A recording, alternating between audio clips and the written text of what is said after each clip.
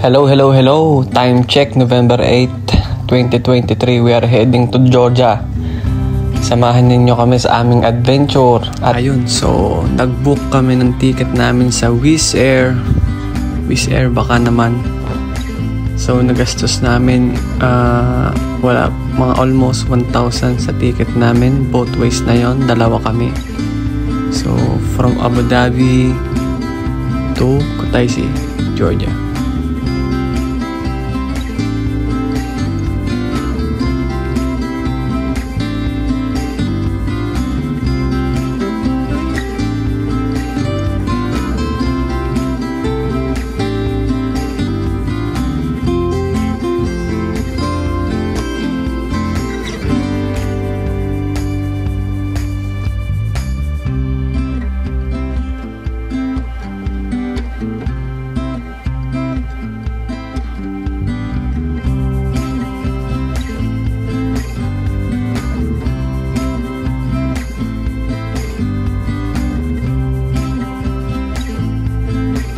Hours later.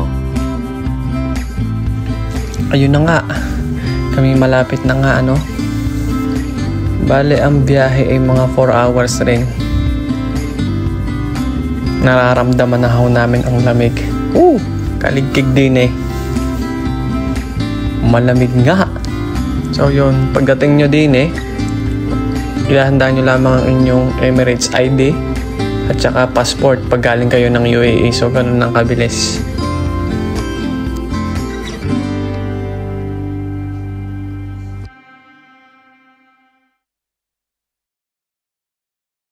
From Kutaisi Airport, nagbayad kami ng 40 lari ng taxi to our accommodation sa aming hotel.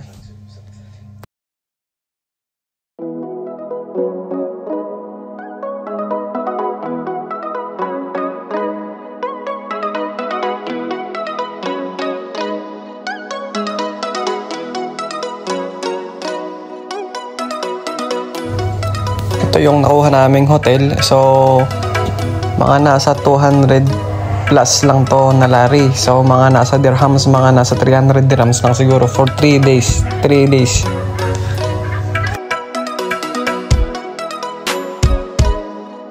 Yan, so sa mga nagsasabing walang bidet sa Georgia, meron naman po. Depende lang po sa hotel na pipiliin nyo kung meron o wala.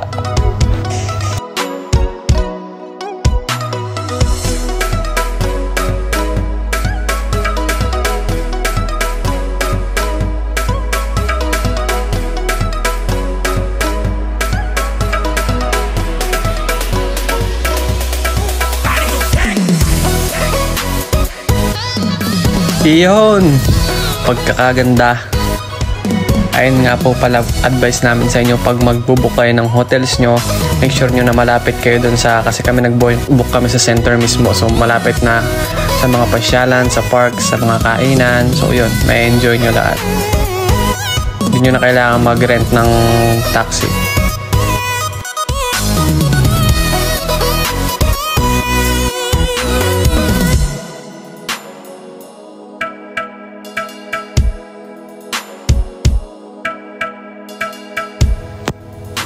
Tayo muna at kami nagutom.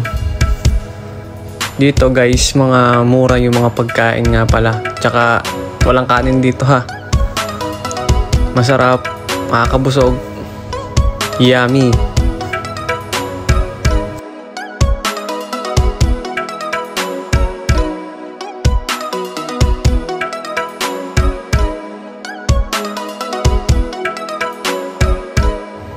Good morning mga tropa.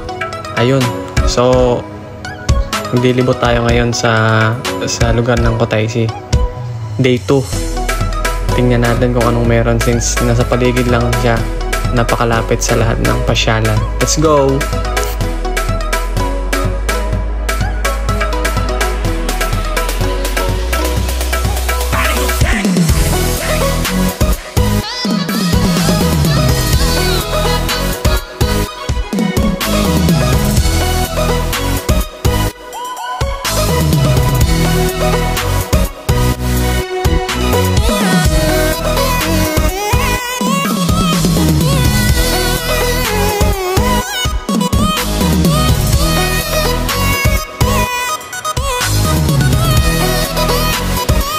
Ito rin yung maganda pag nasa local market ka.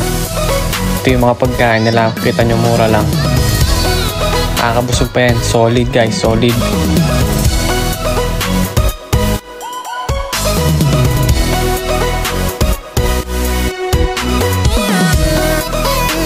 Katapos namin magkape ay yun na nga, napadaan na kami sa local market.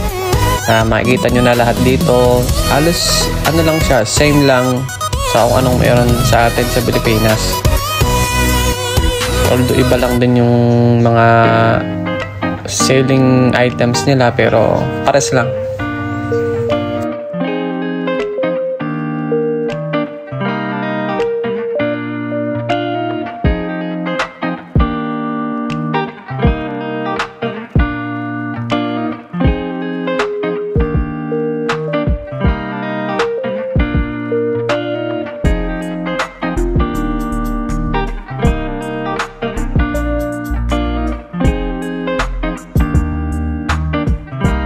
So yun, napadpad na kami dito sa Bagrati Cathedral. Ito yung tinatawag nila na Bagrati Cathedral, ano, na pinaka-old na ano dito sa Kutaisi na naka-church. So after 15 minutes walks mula sa city center, narating namin to. So wala kang babayaran na kahit ano, free siya sa public. Punta ka lang, lakad ka lang ng 15 minutes.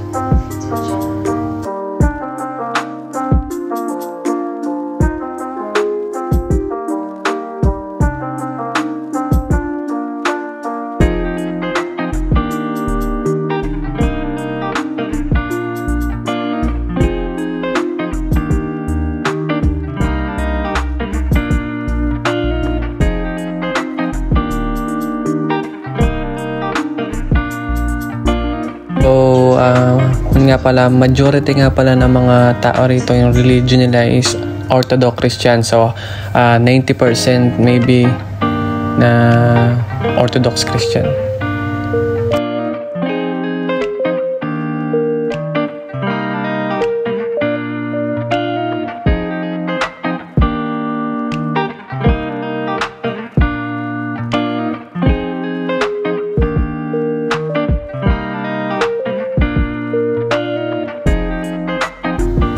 So ito yung view. Masasabi ko lang, para ka lang na nasa Pilipinas. Yung weather malamig. Parang old city talaga siya. Tapos ang pinagkaiba lang tahimik, walang masyadong magulo, walang pollution. So yun.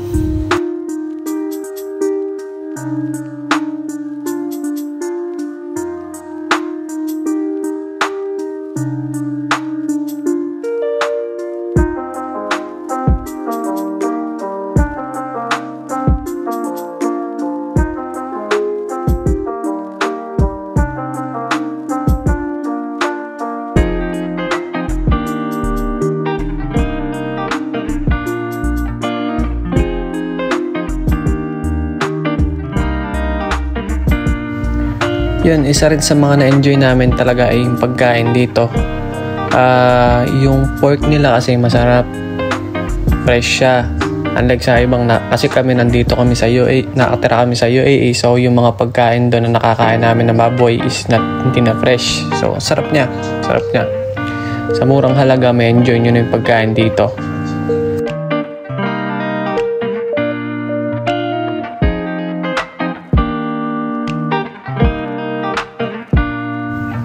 Isa sa mga na-enjoy talaga namin dito rin is yung pagkain. Masarap siya. Ito tulad nitong pork barbecue nila. Ang sarap ng baboy compare sa ibang bansa. Like sa amin, nasa UAE kami. So yung nakakain namin na baboy doon hindi fresh. Dito masarap. Sa murang halaga may enjoy nyo lahat, promise. Yun, day 3. So nag-book kami ng tour, 1 day tour, 3 places yung pupuntahan, cost 80 lari each. So dalawa kami, 160. So makikita nyo rito yung Martivili Canyon, Okatse Canyon, tsaka yung Prometheus Cave. Tara.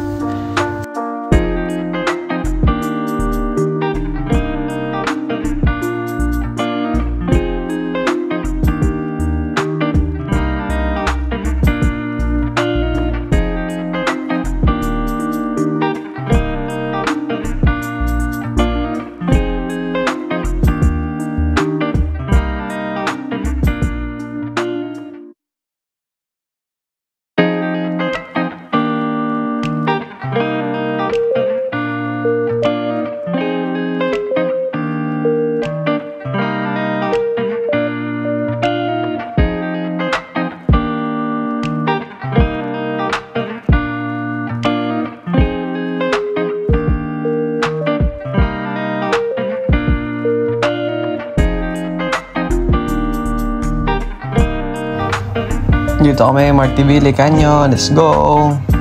Ganda naman na rin kasamang are.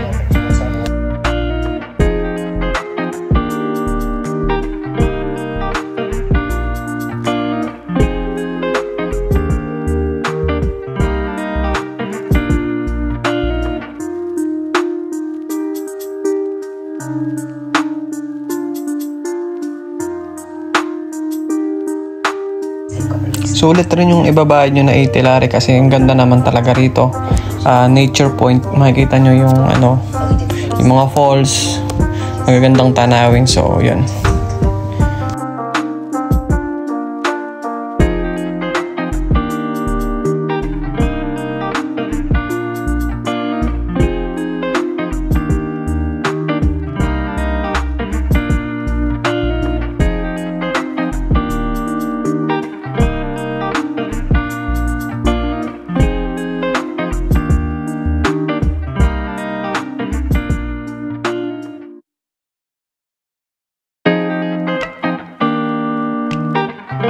Yun na. Wala lagang itataas pa dito. Parang masisira yung dinadaanan namin. Kainaman.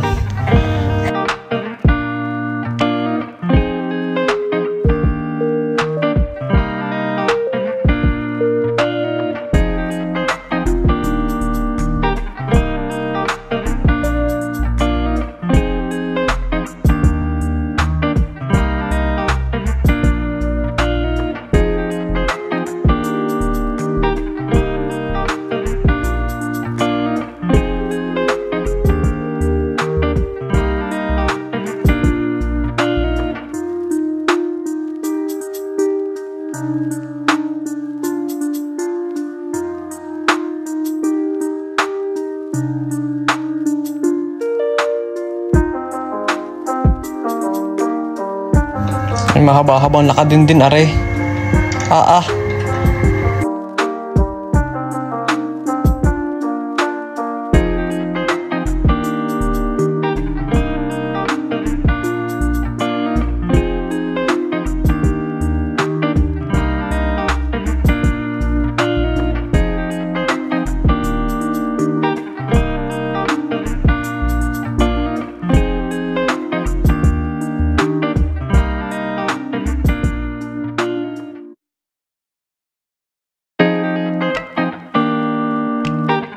Are, nakarating na sa katugatog ng Okatse Canyon.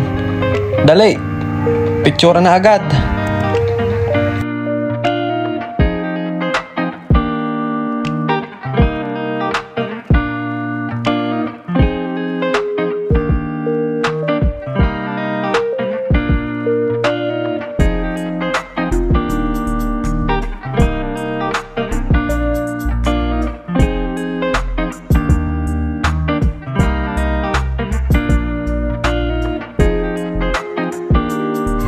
May alaga na agad kaming aso. Punta na kami ng Prometheus. Kakadilim din wala kang ilaw. Yoko na. Pagod na Yun, doon na natatapos ang 3 araw namin sa Georgia. Now we're heading to Tbilisi. See you guys in part 2.